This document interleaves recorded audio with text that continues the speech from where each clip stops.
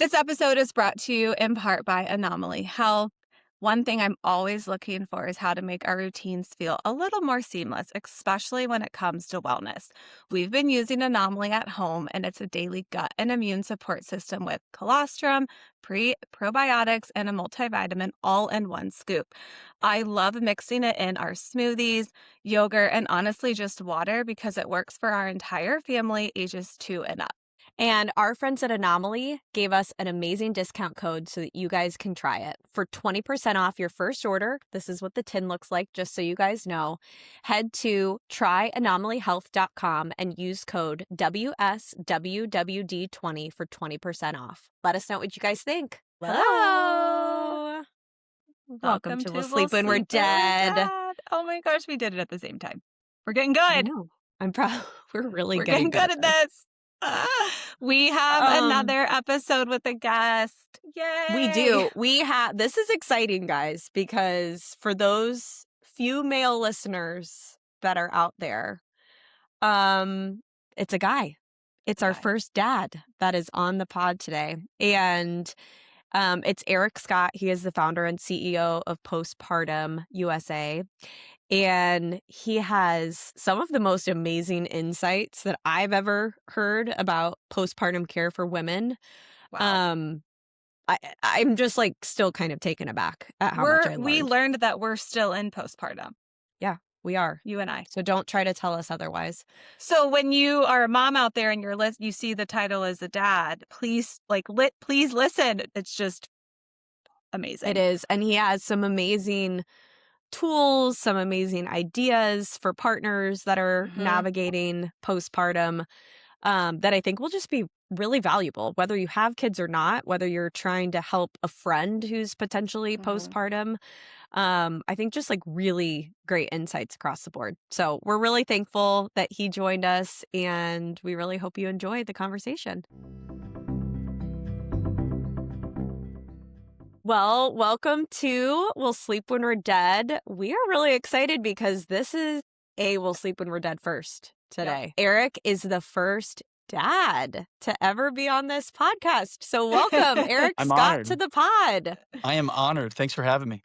Yeah, we're so excited. And it's really fun because Eric is on here as the first dad because he holds a really unique position in the fact that you probably know more about postpartum recovery than even most women, if I had to imagine. Yeah. Is that fair to say? I would consider myself, I know enough to be dangerous. My wife is the expert. She's the kind of the creator, the genius behind our protocols. But yes, I've been thrown into the world of postpartum, and I know more than most dads, that's for sure. Oh my It's gosh. amazing. Well, that's amazing. Well, Eric is here. He's going to talk to us about his amazing company. He is the founder and CEO of Postpartum Care USA. And I am so excited to dive into all things as they are related to that specifically. But I'm really curious, just to get started, like, how did you end up building a company that's really focused on postpartum moms? Yeah, I love this question. So my wife and I were both managing territories of our own. We were both selling in sales, and one of our best friends almost passed away because she had some postpartum complications. It was very scary. Gosh. Actually, Stacia saved her life essentially over FaceTime. No way. She went into cardiac myopathy, was in preeclampsia. She should have never been discharged from the hospital. Indiana has the second leading mortality rate for postpartum women in the country. And when my wife kind of rang the bell and was like, Chelsea, you got to get back to the ER. I don't like some of these signs and symptoms that I'm seeing. This is over virtual call. Yeah. The last thing a new mom wants to do 3 days after giving birth is to rush back to the hospital. But my wife had enough sense and training and education to say, I'm sounding the alarm, get back there. And she was lifelined less than 6 hours later and was intubated and on life support, for about 4 days. So it was tragic and scary, but that's what thrust us into this spotlight. I call it the hero's journey. It's Stacia's hero's journey, where she didn't ask to be into this position. We weren't setting off to blaze the trail for postpartum women. We got thrown into it, and now we are leading the way and leading the charge. And I hopped on with the sales and marketing aspect of the company, but my wife runs the clinic, and she has a team of 21 multidisciplinary providers, and we just are now yeah, we're just trying to sound the alarm for all moms in America and then hopefully beyond someday. That is Yeah, that's a lot. I mean, that's an incredible journey. it is. So what What is Okay. Oh, go ahead, Sam. Well, I was just gonna say, like, going from that, you then created obviously, that was the reason you created the company. From that moment to then the company, like, what was the learning curve? Like, what was your wife's postpartum experience before we get into, like, in general? Because I know my postpartum, I've had 3 children, and I actually would say you probably know more about postpartum than I do, going through 3 years postpartums. Like, I have so Yeah. many questions. So you have that, like, tragic experience, which thank God your wife was there. I actually did have a little bit of a post clamsia scare as well. My sister Wow. actually had post clamsia. She was in the hospital for 3 days. I can relate to that so much because the last Sure. thing you want to do as a mom is be away from your kid. Like, you're juggling, how does that work? But then it's almost like the moment you birth a kid, you realize, oh, I'm not important anymore. Like, my child is the most important. So then Yes. what was the leap? So then, sorry, I could say so much. So going from that experience, then how, like, what was the transition to then building the company? Okay, yeah, it's a great question. And you just nailed it. Like everyone's focused on the baby, and we are putting the focus back on the mom. But what happened? My wife's a nurse practitioner. She focuses in female health. She was postpartum herself at the time with our second son. And so when this happened, a fire was lit under Stacia. It was like even she didn't understand postpartum at that time. She knew enough to be dangerous and signs and symptoms, but she set out on a crusade where she just went and did research for her whole postpartum. She didn't take any day off. She started building protocols and building kind of around the world. What are people doing in other countries, other areas of the world where Mhm. Western medicine hasn't really caught up? We really are Yeah. focused on traditional band aid solutions, and she wanted to get the holistic root cause approach. So she just did like 4 months of research. She put together protocols and then just said, I'm going to start an LLC. So she started it, and one mom signed up. It was basically free because we were just trying to figure out what we had. And as she started to build a team of other experts and like minded individuals who were providers, they just started building and getting better and better. And now we've treated 7,000 moms in just Wow. under 4 years. Yeah. So that's how it Wow. went. So she just educated herself. Mhm. And then really was about bringing on a team of people that really understood this space. And then we just kept hiring the best of the best. So we consider ourselves world class at this point. Do we Mhm. have it all figured out? Absolutely not. But we're the leading in the nation for sure in this recovery space. Eric, Wow. I'm so curious. You mentioned kind of doing this research approach to what other people around the world are doing in this place. Is there like one region or one country that you think is exceptional at postpartum care for moms? Well, I think you guys need to get my wife back on here for questions like that. But Yeah. yes, I think she, from an expert opinion, she would have some pretty choice words about that. And she could tell you. But what I understand is what she really did. It was just about pulling the good out of because there's a lot of good in America too. Don't get me Yeah. wrong. There are Yeah. some providers and there's some protocols out there. There's some empirical data that's like, okay, we're definitely using that. We need to use this. But no, she pulled it from every region. I mean, just kind of went scorched earth and looked for all of the things that people were doing right. And now we implemented it into our program. The Mhm. information is out there. We have just distilled all of this information into a multi-month program that gets results. That's what my wife did essentially. What would you say you specifically did not understand about postpartum before you kind of got into this role?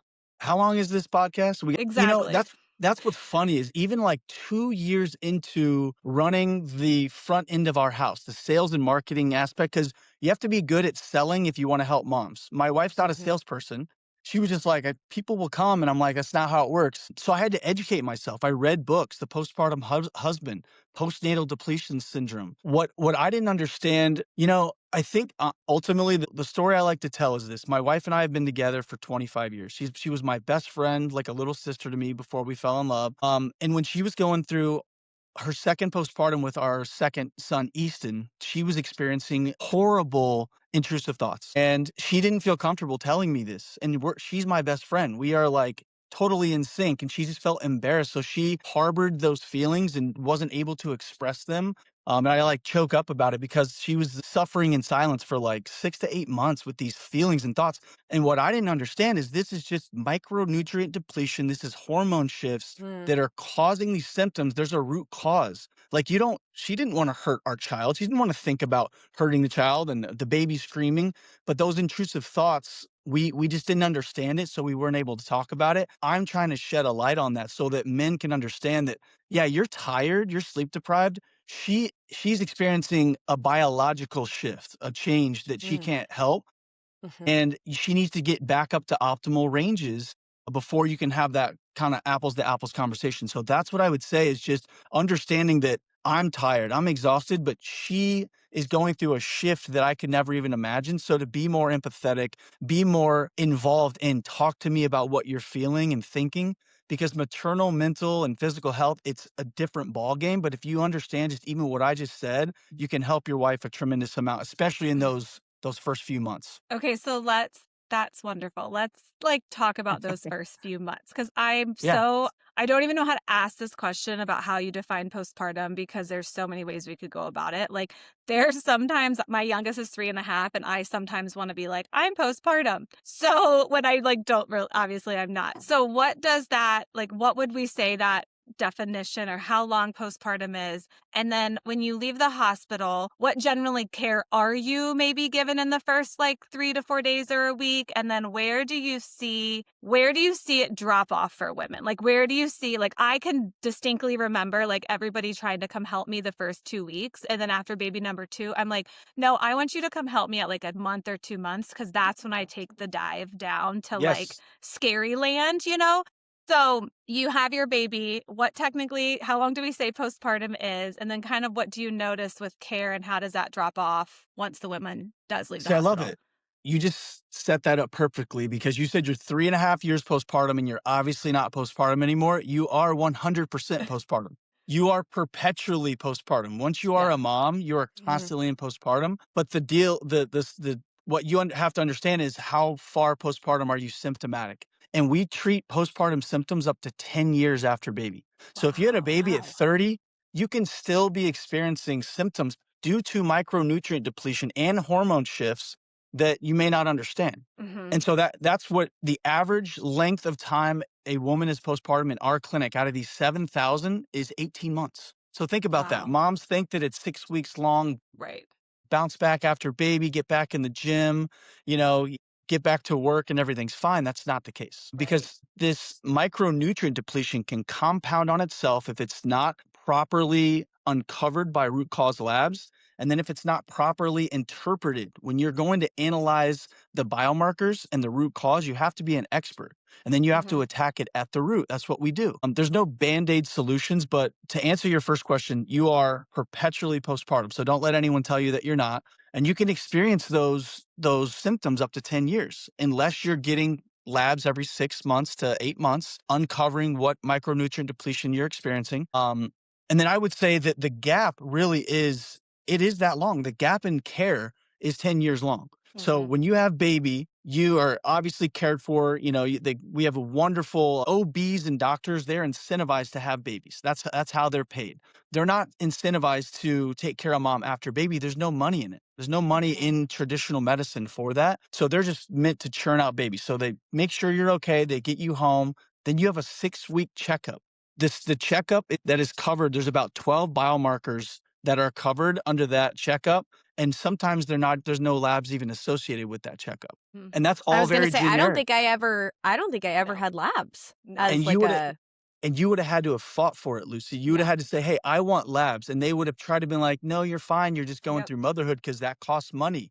That increases premiums. It's all covered yeah. by insurance." But the insurance model is meant to be very generic. It's Mhm, postpartum care is not linear at all. It's very personalized. Every woman's biology is different, so it has to be treated as such. So to answer Mhm. your question, the gap is immense, but mhm, I would say, and the reason I wanted to come on here to talk about, we are trying to fight for women in the workforce, and there's a huge gap with women in corporate America where they are meant to get back to work and they're expected to just get back to work and act like nothing's wrong. And so we are trying to reduce that gap by having their employer cover these types of recovery models that we've created so we can reduce that gap. right? From Yeah. 10 years to, 10 months so we can get them back into optimal reference ranges so they can start feeling healthy and doing the things they love. Well, and I think it's interesting, Eric, because as a mom that went back to work 3 months after, there was nothing like that available. And I think it was very interesting because I think the first thing that you think as a new mom is just like the sheer logistics of everything that you're covering, whether it's childcare, whether it's pumping, the schedule, whatever the case may be. Commuting at that point in time after my first kid, I was commuting to and from an hour each way from Chicago. And it's interesting just to think like that was the only thing I was attuned to. I was not attuned to at that point how I was feeling mentally, my body. And I think it's interesting that you talk about these tests that you could have fought for. Had no idea that you could. I was reflecting back on the questions that my doctors would ask me, and it was typically just like, how are we feeling? Yep. Are we feeling good? Are you sad? Are you sad? Like it was, those were kind of the general questions. And I similarly with Sam, for both of my kids, it was different, but I had some crazy irrational thoughts with my first, where I was just like convinced someone was going to come take my child. I don't And know why. that's the key is that all that is a deficiency in your labs, in your Yeah. body. And so Yeah. when you grow a child and then you birth a child and then you breastfeed a child, you're going to have micronutrient depletion. It's a syndrome.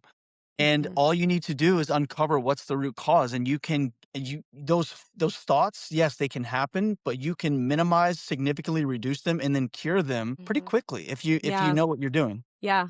That's great.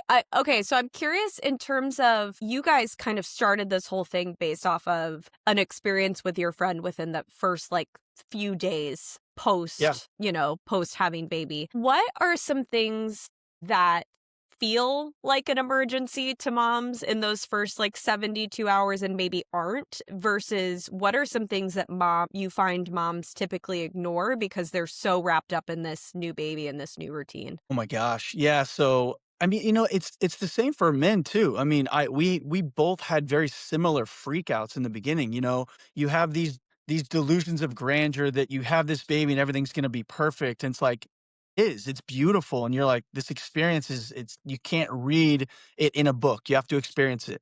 But I remember in the very beginning, Stacia and I, my wife, we would wake up in the middle of the night, both of us just in a panic. I mean, I used to call it like we'd surfboard the bed because I would pop up and I'd act like I'm surfing because I was just so freaked out. You think someone's gonna take your kid. You think, Mhm. you don't want to leave a door unlocked and all this. So those are very irrational fears that both women and men feel. I think that's just parenthood in general. I worry Yeah. about my kids constantly. I think I always will until they're 70 years old. So I don't have anything that I would say just in the beginning. What I would want to do is shift people's thought process from postpartum recovery from like this 3-day to 6-week thing to like a forever thing. Mm. That's what like people don't understand. Like you're 3.5, Sam, you're 3.5 years postpartum. You should still be getting labs because there still could be things going on inside your body, your hormone shifts that you could address and the quality of life that you have, your maternal and mental and physical health could improve that much more. Just if you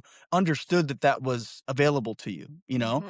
But the problem is, girls, none of this is covered by insurance. That's what I told you Yeah. is they wanna put a Band-Aid on everything.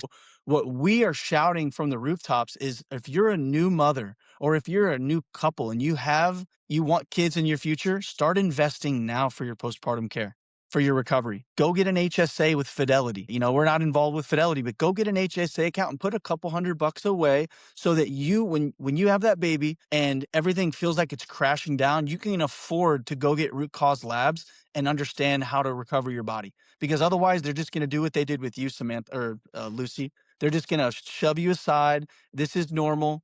This is motherhood now. Whereas we can get ahead of those things with proactive and preventative measures. So that's what I would say. I would urge people to think of this as more of a long-term thing, and this is for a lifetime thing now. You're a mom now.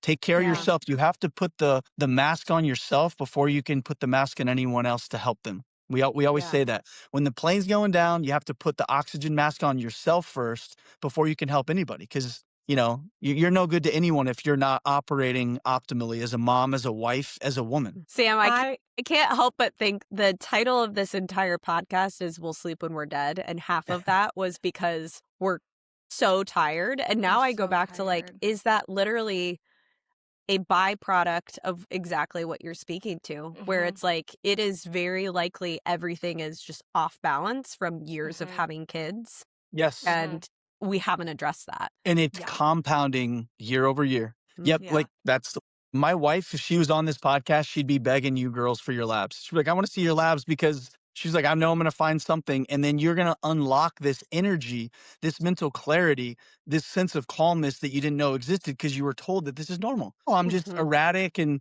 moody and my hair's falling out. Doesn't have to be that way. It just doesn't. Well, it's so funny you said this thing about labs because I'm 3 years postpartum. I'm going to just start saying that. I just had a baby. I'm 3 years postpartum. There you go. However, I also think I'm curious. I have a lot to say right now about this. I'm also curious of how like life impacts this as well. Obviously, like we're very depleted, but like I've had a child. I got pregnant when my middle was 9 months. So I also think that there's like an extra part of that as well. I'm assuming with depletion, these women that have kids like back to back. I was also breastfeeding while I was pregnant.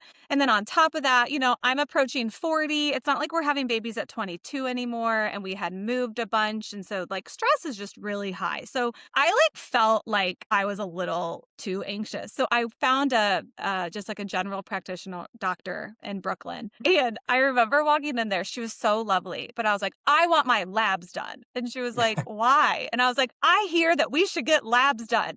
And like, I had no idea why I wanted my labs done. So I think it's so interesting that you're saying this, but I also want to admit, like, because it's so uncommon, I actually don't think women even know what that means and what they're finding on that. So the fact that you are encouraging that through Postpartum Care USA is like so encouraging because I walked in there and she was like, you're a healthy 37-year-old woman. And I think you just have high anxiety.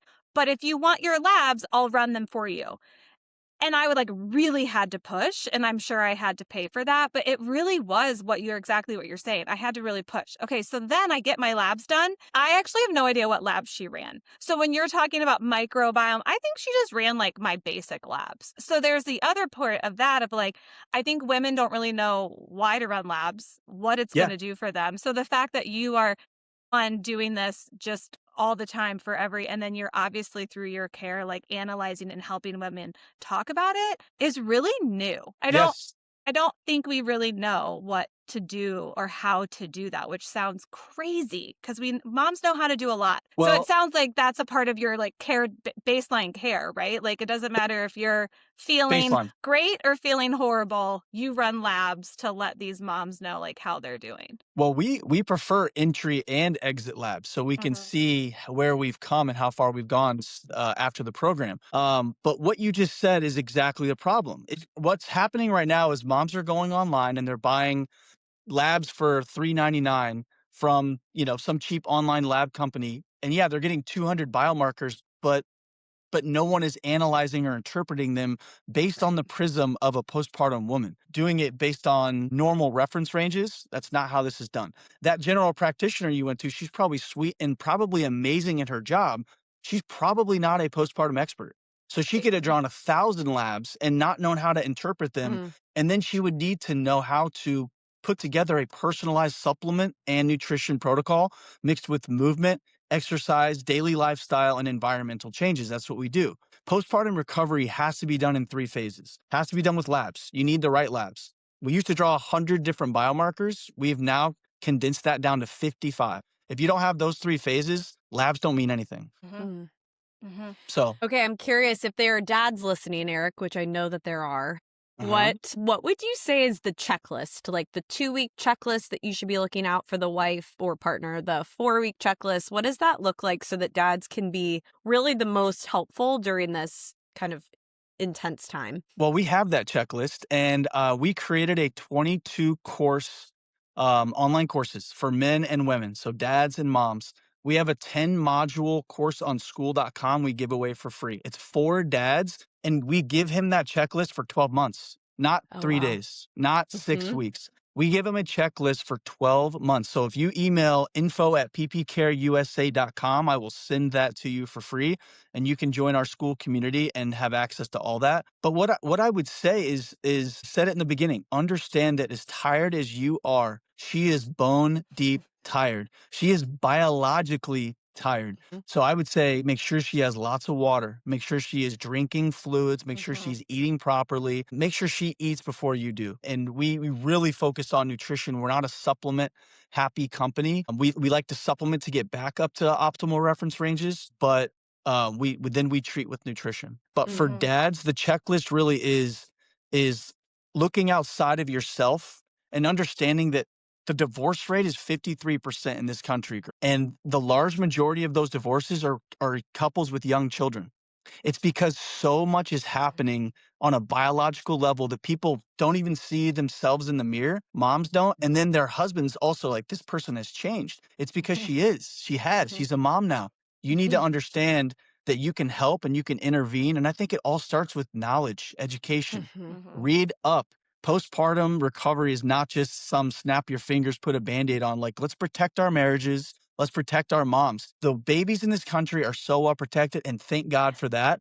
But let's put mama first during these first 3 days, 6 weeks, 6 years of postpartum. That's what we're trying to shine a light on. Eric, I'm That's gonna get that amazing. needle pointed on a pillow. Yeah. That sounds amazing. I mean, Right? I truly feel that way about the baby part too. I remember as a first-time mom, this other dad kind of said that to me, like, don't worry so much about the baby. The baby's really resilient. Like, take Very. care of yourself. And he said that in a more harsher words, but I do think like even as a first-time mom, there's so much importance when the visitors come for the baby, for the baby. Yes. And now as a second and third time mom, my immediate thing is like food delivery. What can I buy the mom? Like I actually don't even do anything for the babies anymore because you're right. They're so well cared for Yep. that like the mom really needs that investment, which brings me to another point of you've said a lot about what we can do, but like how Lucy alluded to it, we're really busy. We have a lot going on. I think that this needs to be put way more to the top of the priority list. We talk a lot on here about where we put our energy. What is the expectation of a postpartum mom and dad? Because I love that you are really making this sound like a partnership or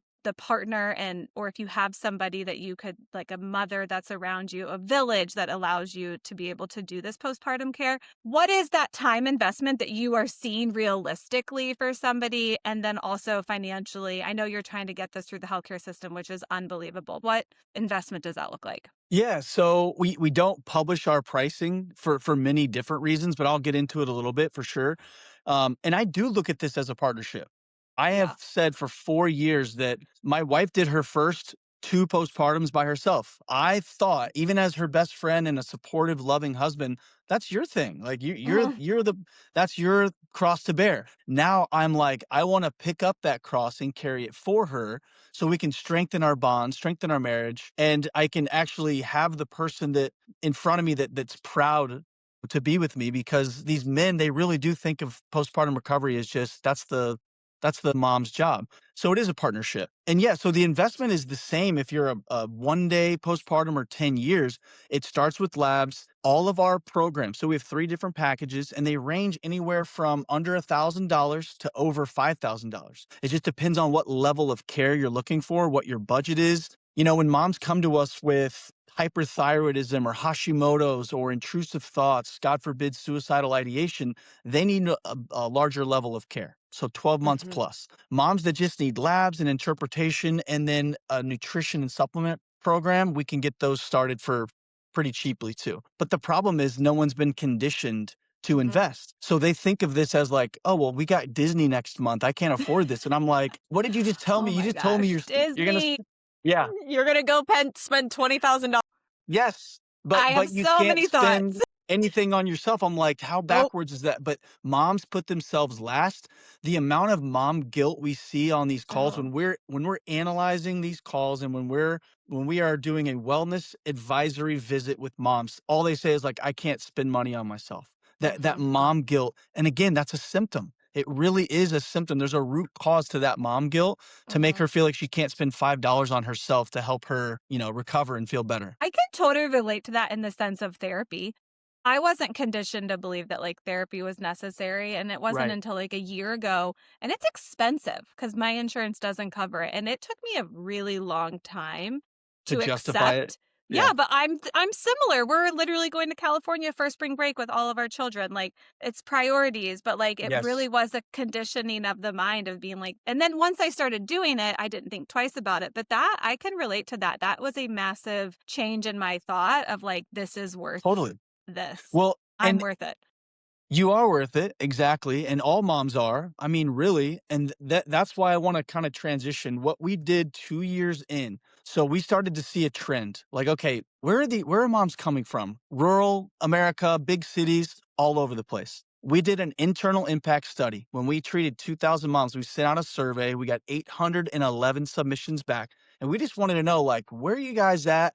What's going on? 811 of those moms, 87% of them were working mothers or planning to go back to work after baby. And so we were like, what? Like, oh my gosh, okay, so moms don't want to invest in themselves. How can we meet them where they're at? So we're going to the workforce. We're going to corporations. We built a postpartum empowerment program. It's more of like an employee assistance program where we're partnering with corporations and benefits brokerages to offer our services in a 12-month program, and it's covered by their employer. So instead of moms having to come out of pocket Right. Mhm. and because what we found is these women are leaving the workforce. They're Mhm. symptomatic at work. They're overloaded, they're stressed, they are overwhelmed Mhm. and exhausted and fatigued. And they're like, you know what? I'd rather be home with my kids and be, have less money. But the problem is moms want to be in the workforce. They want the upward mobility. They want to provide for their family. And so we're giving them the opportunity to do that.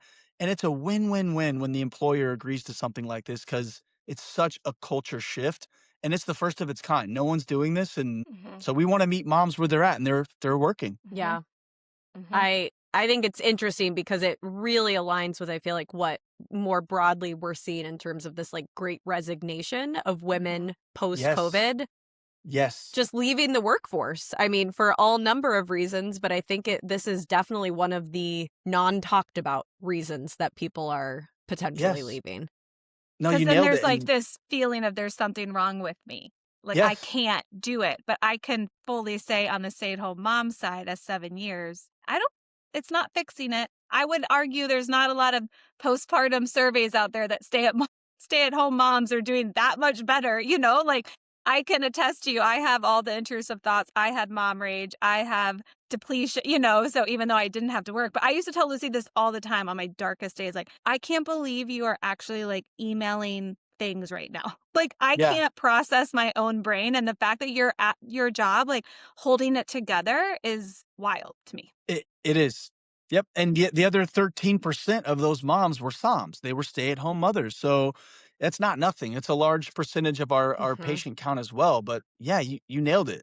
I don't know how they do it either. You guys are superheroes, and imagine how much better it would be if you could significantly reduce all the things you just mentioned, and it's possible. Mhm. Yeah.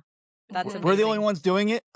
Unfortunately, we're trying to make this the standard of care. We really are. I mean, we're working with government officials. We're trying to get House bills across the finish line. Like we Amazing. we are all in on this. All That in. is Wow. so cool. Well, I know we're coming up on time, but I know we have all different walks of life of moms listening to this podcast. And I think if you had a parting word, if a mom is listening right now, she's overwhelmed, she's newly postpartum, or she's not newly postpartum, she's 3 years in and she's really relating to kind of all of the things that we've talked about, what would be step one? Just because I think sometimes taking one step in the right direction gets you really Mhm. Yeah. far. Yeah, I would say proactive and preventative measures. That's what I would say. We very rarely get first-time moms as patients because they Mm. are so conditioned to believe that they're supposed to be exhausted. They're supposed to be Yeah. they're supposed to hate their husband. All these Yeah. things that are just untrue. So what I would say is, again, I think I've mentioned it twice. Focus on investing in yourself. A year, 2 years before you think you're going to have that baby, even baby number 2 and 3, put some money away for you. It Mhm. starts with labs. We say we test, we don't guess. Everyone else out there is just guessing. They're drawing 1,000 biomarkers and then just saying, yeah, everything looks normal. We are testing the 55 root causes that we know we're going to find some deficiency, and then we're treating holistically, all naturally, no medication, I would tell moms that it's possible. You just have to get ahead of it. No one wants to spend money when it's all one lump sum. But if you can look ahead a year, 2, 3 years down the road, let's get ahead of that investment and let's think about being selfish for a second and getting the care that you deserve. That last little bit about knowing that almost all of these women are not first-time moms is fascinating to crazy. me. Yeah. It's three, Because you're three so right. You are conditioned to just think this is how it was Tough supposed it- to be. Yep. first time moms join us on our calls and they're like, this is amazing. I want this, but I'll wait till my second or third. And we're like, Uh-huh. "Well, then you're going to be even worse at that time." Yes. So, Totally. but we love them through it. And guess what? They come back after that second one. They're like, you're right. I should have gotten ahead of it so that these symptoms weren't so severe as second and third, fourth time around. So cool. Wow. Eric, thank you so much for Yeah. your time and for all that you're doing for women. This is really, really cool and really Of course. amazing work. We Yeah. really Yeah. appreciate it. If anyone wants to follow us on Instagram, postpartum Yes. care _USA, postpartumcareusa.com, and you can check out all the information. We give a ton of stuff away for free. We give 10 Amazing. guides away for free for moms that aren't ready to invest but still need that foundation. We give it away. Amazing. We'll link Amazing. everything in the Thank show you. notes too, so Yeah. everyone Awesome. can take a look. Lucy, Awesome. Thanks, Samantha, Eric. thank you so much. Nice to meet you Thank both. you, Yeah. Eric. Wow. Thank you so much. Take care.